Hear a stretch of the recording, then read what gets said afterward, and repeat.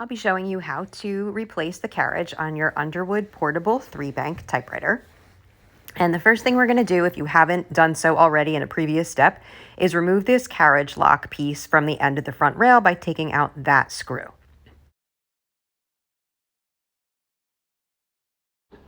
So my paper plate and my platen are removed from my carriage while I work on those parts, but this works the same way with those pieces in place or not.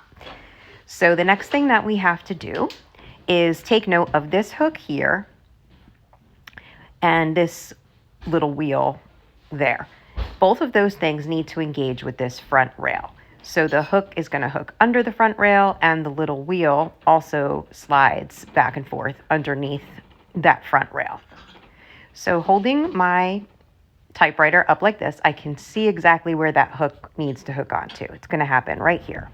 So the hook is hooking on to that rail, and I'm just going to slide it as far as I can go. And then I usually hit an obstacle right about here. So at that point, I'm going to just turn this around and have a look at what the carriage is hung up on. So I'm going to just kind of fiddle around with it until I feel where it's stuck.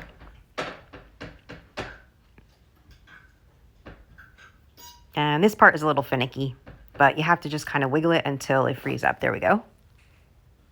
So now the carriage is engaged with the front rail. So the next thing we need to do is replace this piece, which goes right here.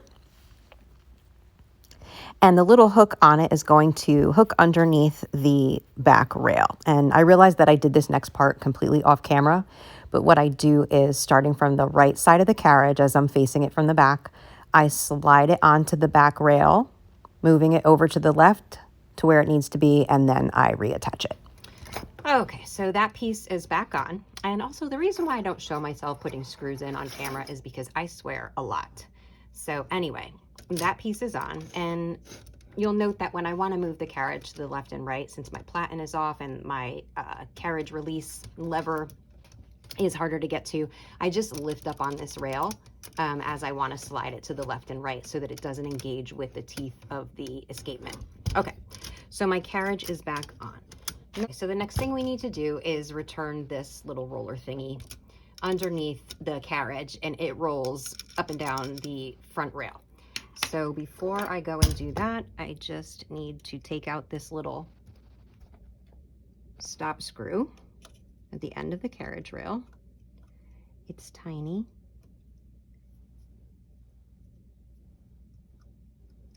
Okay.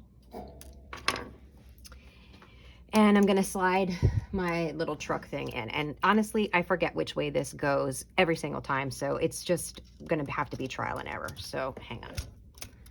Let me try to visualize this would fit best, like so. The only thing left to do is replace the little stop screws at either end of the front rail.